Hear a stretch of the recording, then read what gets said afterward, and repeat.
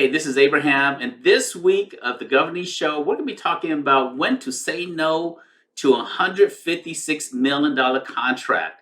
Yes, you heard me right. Sometimes you have to say no to a contract because it can get you in trouble. I'll see you on the inside. Hey everybody, welcome to the GOVERNESE Show here. And this week in government contracting, we're going to be covering a woman who got in trouble for receiving a $156 million contract. So that's what we're going to be talking about. So let's dive on in here. So I've got this article. In the Northern District Court of Georgia, a Georgia woman was charged with defrauding FEMA in connection with a $156 million Hurricane Maria contract. And now, she has been charged. She was accused back in 2018, but she's been charged at this point here. So this just came out this week here. So that's why we're doing this episode here. And this episode is really about schemes and frauds and different things that you want to avoid. And so, but we're going to use this here in another example as a case here for us to consider. For those of you who are government contractors, yes, there's a lot of different shortcuts. You do not want to take those shortcuts.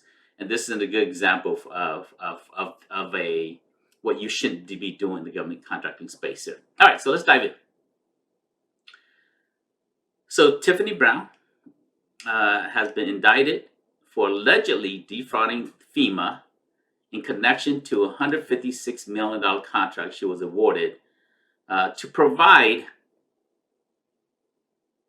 30 million meals, self-heating meals, to the residents of Puerto Rico in the aftermath of Hurricane Maria in 2017. So I'm going to put the article link down here on the description area, so feel free to read through the article itself. But she presented herself to FEMA saying that she can provide 30 million self-heating meals to the government or to FEMA, which is going to go to Puerto Rico after Hurricane Maria, which happened in 2017. Now, I know different companies that we actually work with.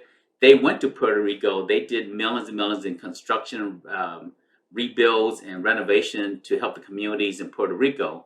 And so, yes, there's opportunities as it relates to natural disaster, and it's your chance to help the community rebuild, but it's not your chance to create a scheme. To defraud the citizens of the United States, to defraud FEMA, to defraud the government. So this woman has been charged, and for $156 million. Now, what should you do this? So let me talk about the things that she did do right. What she did do right is she's a small business. She presented herself to the government that she can do work, which is what you're supposed to do, right? As a business, you need to present yourself to the government, say that you can do work. She probably has a teaming partner, but she overrepresented herself in this situation here. 30 million self-heating meals. So we're going to look at what it means. What are self-heating meals, right? So we're going to look at what are self-heating meals. So this is a really important MRE for especially a community that has been devastated by natural disaster. Just a few weeks ago, we had Hurricane Ian that went through Florida. Fiona went through Puerto Rico also, not too long ago as well. So natural disaster will always be, it's here, and I don't know if it will ever stop. But so there's opportunities. And so what she did right was she found a product that the government is interested in, something like this. So now this is not what she's supposed to send to the government, but maybe it is. I don't know. But I'm showing you an example of what a self-heating meal looks like. So this is called heater meals, and the product should look something like this here. And so she told FEMA that she can provide 30 million of these here. And that's what she represented to FEMA. when FEMA says, okay, we will award you a $156 million contract for 30 million self-heating heels, she said yes, she would take that contract. Now, there is a time when you should say no to a contract. So let's assume that she is, or let's assume your business. You're doing about $1 million in contract. And the government comes to you and says, we're going to give you $156 million in contract. You should say no to it. It's hard to scale from 1 million to 156 million. One, you don't have the infrastructure, you don't have the cash flow, and you may not have the ability to deliver on it. So do not overcommit yourself. Sometimes you have to say no to a contract. She said yes, and she was not able to deliver on it. And so when you say yes and you're not able to deliver on it, the government considers that as defrauding the government. That's what happened in this situation with her now. We don't know how the case is going to turn out, but what we do know is that she said that she could deliver 10 million meals per day utilizing 210 trucks. Does she have 210 trucks, or does her teaming partner have 210 trucks in Puerto Rico and so forth? And then there's a proposition that she has inventory that can do more than 300,000 meal she has 300,000 meal in her possession, and that they were equipped with vehicles, staff, and know how to deliver the needs in 24 hours a day, 7 days a week, right? So these are her commitment to FEMA. And when she could not do that there, that's when she was charged. And truth is, it says she did procure 50,000 meals from a vendor, but she was, that's a far cry from 30 million meals. And so unfortunately, and I feel for Tiffany Brown because she did the right thing, right? The right thing is to team with companies and represent their capability, your teaming partners, and your capability to the government. In this situation, her teaming partner could not deliver, and so she overrepresented, and she didn't have the we don't know if she had the cash flow. We don't know if she had the 210 trucks. We don't know if she had 30 million. But what she was able to do is just 50,000 meals, and so that became an obstacle for her. And so these self-heating meals, we're gonna go in here. So this company that actually sell these meals here, they have a patent on these meals here. And so if you come in here, you go to About Us, and let's see how much this company have done. So this company is called, let's see here, Luxfer. So Luxfer MacTech. So the company is called Luxfer MacTech. We're going to go USA Spending. We're going to dive in a little bit here to see. This is the company that actually produces self-heating meal. They have a patent on it. So I'm going to come in here. I'm going to put in here Luxfer and see how much direct award they've done. So they've done about $13 million in terms of contracts with the government in 2022. So in 2017, the year of Hurricane Maria, the company that actually sells self-heating meals, they only did 4.5 million. The year 2018, they did 5.6 million. If we look at this here, in terms of the agency, in fact, let's come and look at the agency that they've done the most work with. So they've done with DOD, meaning that they were selling MREs to DOD. They haven't sold any of this stuff here. They've sold $13 million to the government in lifetime awards, but none of it has been with FEMA. And so this is a company that have the patent on self-heating meals, and they haven't sold any to FEMA. And so there's some things to learn from this here. So next time you get awarded a $156 million contract, just say no to it. There's a time where you should say no, and this is one of those times you should say no to it. All right, so let's talk about other things that's happened, right? So there's another case. This is a little bit older, but I want to use this as we're talking about fraud and schemes and things that you should say no to. I'm going to look at, this is a rent a vet scheme that this happened a while back. And this was back in 2018, but I want to talk about this here as it relates to this $156 million fraud scheme also. So the background to this here is there is a company, a Jeffrey Wilson, and was charged with a misdemeanor for making a false writing. So what's the premise of this here? So from May 2005 to January 2014, Mr. Wilson allegedly defrauded the government by using a person, Salovich, who is an individual who is a service-disabled veteran, and Jeffrey Wilson used Salovich's company called Patriot Company,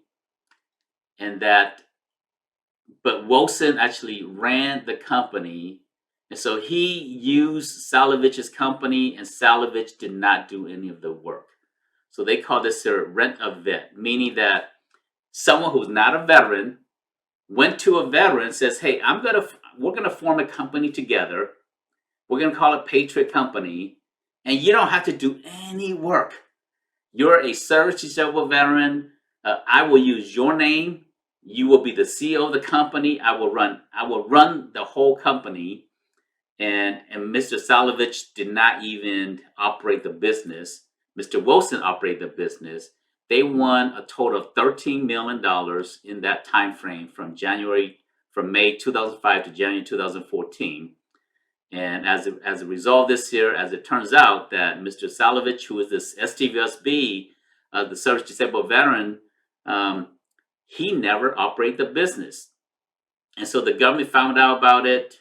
And so this person is going to potentially face up to 18 months in federal prison. So how does this relate to you and your business? I mean, there's a lot of different things we can learn from this here, right? One, this is how things happen. Let's assume that it's a husband and wife team. And the husband, let's assume that it is a blockchain technology company. The husband is a blockchain expert. The wife has no knowledge of blockchain. The wife is a stay-at-home mom. The husband is the business owner. But now they want to get set up as a WOSB, a women-owned small business. And so they transfer everything to the wife. So now the wife owns 100% of the company. They go and get certified as a women-owned small business. The wife never runs the company. The wife doesn't show up for work. She's at home taking care of the kids. The husband is running the business. And eventually it will all catch up to them. So that's really how it happens in the world, right? And so if that's your situation where you're a husband and wife team, but you want to get this certified as a women-owned business, one is you have to do it properly, and then you have to your wife, if you're going to bring her into the company, she's going to say that she's the owner of the company. You have to transfer all shares to her, or at least 51% of the shares to her. She has to become active in the business, and she has to run the business. And so you're no longer the owner, the majority owner of the business. She is the owner, and she has to be active in the business. In this situation, Salovich was not active in the business, right? And so that's where the issue came. A non-veteran can team up with a veteran. Two people can come together, form a company, and go win contract. There's nothing wrong with that. What's wrong with this situation is right here. The veteran owned was not, he did not actively run the company. That's the issue here, right? If the person was running the company and you have a partner that has a capabilities to actually go and help secure a government contract, that's what you're supposed to do. In this situation, the person was not active in the day-to-day of the business, and that's where the issue comes in. So for you, if you're like, okay, I want my if you are a non-veteran and your business partner is a veteran, yes, you can come together and do work, but make sure that the veteran partner is active in the business. That's the key here.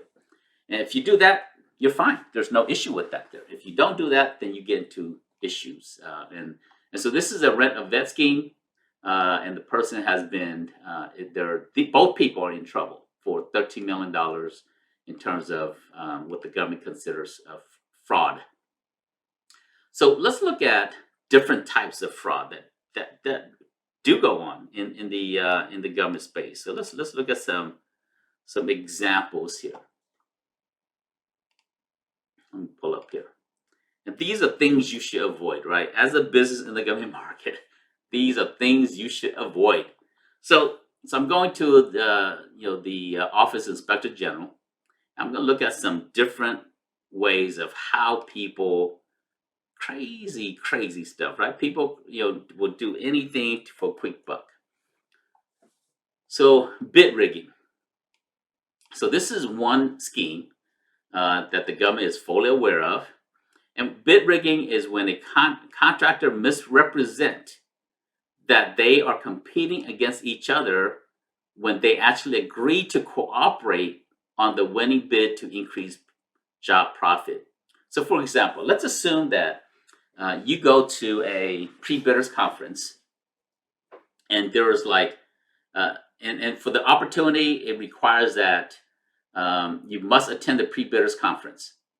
And after the pre-bidders conference, let's assume there's 5 companies that attended the pre-bidders conference, and all 5 companies, when they put out the list of companies that attended the pre-bidders conference, all 5 of them reach out to each other. They meet behind closed doors, and they say, hey, why don't we, since we are the 5 companies that attended the pre-bidders conference, no one else can bid on this here, why don't we come together and submit our pricing really high, so that since they have to choose one of us, and so there is a collusion, right, where there's a cooperation between the companies to manipulate the price to increase profit on the opportunity. So in that situation, 5 companies, they all instead of submitting blind bids, they already know what price each company is going to do it, and then they're going to sub out the work to each other after somebody wins it. So that's bid rigging. Conflict of interest. So what is conflict of interest? Conflict of interest is this here. A government contracting or oversight official has an undisclosed financial interest in a contractor or consultant, resulting in an improper contract award or inflated costs. So conflict of interest, this does happen from time to time. In fact, I know of some cases, but let me give you how this potentially happened in a situation. So someone I know, they were building a relationship, and I'll talk about it. The agency itself, they were building a relationship with a contracting officer at the CDC. And they said, the person at the CDC, the contracting officer at the CDC, said, hey, I'm thinking about retiring soon, and I'm looking for a job when I retire. I'm going to do some consulting in the government space. And should there be a company that has a position for me, maybe I can help them win some contracts. right? They kind of said it in almost a hypothetical, and because that person was talking about a forecasted opportunity that was coming up in the future. And so the contracting officer started saying, some of these verbiage.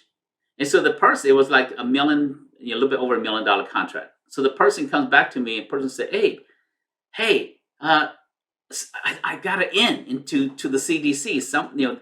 This person wants to award me a little bit over $1 million contract. What should I do? What should you do? It's a conflict of interest to the person working for the CDC. And I said, you need to run. I asked him, do you want to go to jail? He said, no. He said, well, why do you think I'm going to go to jail for, working with this person? I said, because it's a conflict of interest for that person there. Yes, you're not paying them money, but they're setting up a hypothetical that should, when they retire, will you hire them as a consultant in your company? And so you should say, no, you never want to do that. And then I asked him this, I posed a different hypothetical to him. I said, how do you not know that this is a sting operation that the CDC is setting up? They're trying to root out bad contractors. And how do you not know that this person is really actually undercover, and they're trying to see if you would take the bait to see if you would say, yeah, I'll hire you after you retire and then pay some money under the table or whatever the situation is. I said, you don't know if it's a sting operation to root out bad contractors. And I said, you need to run from that. You never be short-sighted. So conflict of interest, stay away from. Disadvantaged business fraud, right? That's what we just talked about. Service disabled veteran, a contractor misrepresents who performed work in order to appear to be in compliance with contract goals or involvement of minority women businesses, right? So we just talked about that, where someone is not a woman or veteran-owned business, and somebody else is actually running the company. Debris removal fraud. A contractor requests to be paid for the removal of more construction debris than that was actually removed. So debris removal fraud, it's hard to tell, right? Because especially after a hurricane situation, the goal after a natural disaster is, the first thing is make sure power is back onto the community. Search and rescue those who are in trouble. Human safety is priority, right? And then after some of those early things, then you got to remove the debris from the street, from different areas, so that there can be a clear pathway to go and rebuild the community. So this is one of the early stages after a natural disaster, and so at this point here, FEMA inspectors, adjusters, they can't always see how much debris was removed. And so a construction company will always, they may overstate how many truckloads that they've actually have removed. So this is common. Kickback. A contractor misrepresent the cost of performing work by secretly paying a fee for being awarded the contract and therefore inflating the cost to the government. So kickback is where a person in the government receives money from the contractor. And never, this happens pretty often. Very short-sighted. Don't do that there. Avoid that. Materials overcharging. A contractor misrepresents how much construction material was used on a job in order to be paid more material than was actually used. So there's a few ways of how this happened. So you're selling nails to the government, and nails are usually pennies, right? 2-3 cents a nail, but you're charging $2-3 a nail. So you overcharge for those nails, or you only use you're building, you're doing some pouring concrete, and you're saying that you pour more metric tons of concrete than you actually did. So there's different ways of how people defraud the government. And I know you guys are watching this here, not so that you can learn how to defraud the government. You're watching this here so you can learn how to avoid mistakes and don't get in trouble. You're, what you do is not worth, uh, you know, 18 months in jail or 6 months in jail or 20 years in jail. It could be, depending on the situation, right? Product substitution. This is another thing to avoid. Product substitution is a contractor misrepresent the type or quality of product used in order to reduce costs for construction material. So practically, what does that mean? Let's assume the government wants a uniform, and you're selling uniforms to the government. They want the thread count to be, I don't know in terms of thread counts, right? But they want the thread counts to be higher, but then you're selling, you're using inferior thread count in terms of the uniform because it's cheaper. So it's not as thick as the higher thread count. And so you're using a lower thread count in terms of the uniform. And it's the same, it looks the same, but the thread count is different. So you're substituting a lower quality product in terms of uniform for what the government actually is asking for. So that could be a product substitution. Or the government wants, if you're a flooring company and the government wants a certain type of varnish, a certain type of wax that needs to go on top of the floor, but you give a lower quality that is cheaper, and you use that material and you're billing the government for the higher quality material. So avoid that there. Quality control testing. A contractor misrepresents the results of quality control tests in order to limit costs or increase profit, earn contract incentives, or avoid project shutdown. So this can be done in terms of different phases, where project completion phases or quality control testing, and someone will say it is done, but it wasn't done, or they say that the quality is up to par when the quality is not up to par, or in your compliance reports, right? You're saying that we are in compliant when you are not in compliant, so that you can continue to receive payments, or you can continue to get higher increase in profit. Time overcharging. A contractor misrepresents the distribution of employee labor in order to charge more work hours or higher overhead rate to increase profit. And let's assume that you have a supervisor, and your supervisor is managing 3 projects, and they're spending, let's assume there are 4 projects for simplicity. So the supervisor is managing one project 10 hours a week, another project 10 hours, another project 10, another project 10. And so they're spread between 4 projects. But on one of the projects, let's assume it's a government contract project, you're actually billing the government for 40 labor hours for your supervisor, even though they're spending 10 hours for 3 other projects. So they're only really spending 10 hours on the project that you're billing the government for. And so that's a practical example of how people overcharge the government. You don't want to do that. I mean, if your supervisor is managing 4 projects, the time allocation should be adjusted accordingly. Bribery. Bribery this is just where you're going, a contractor say, hey, I'm going to pay you if you send me a contract. And lots and lots of cases like this, sir. This is the most common, I would say. And then just general fraud overall, house of goods, moving fraud. So these are things you want to avoid. And so in today's episode, we talked about when to say no to a $156 million contract. Don't get involved in rent a vet or rent a woman or rent a minority, where the person that is actually, you're getting a company certified as an MBE, get a company certified as WOSB, getting a company certified as a veteran-owned business, but the person that is supposed to be the CEO, the person supposed to be running the company, they're not really involved in the business. Avoid all those schemes here, and then avoid all these other common fraud schemes here. So thanks for joining me on This Week in Contracting, where we covered frauds to avoid. I'll see you in the next episode. Hey, I want to take a minute to say thank you to our sponsors of the GOVERNESE channel here. And if you're watching this here, please visit our sponsors because they make it possible for us to do the GOVERNESE channel. Our first sponsor is GovGenie. GovGenie, stop wishing, start winning.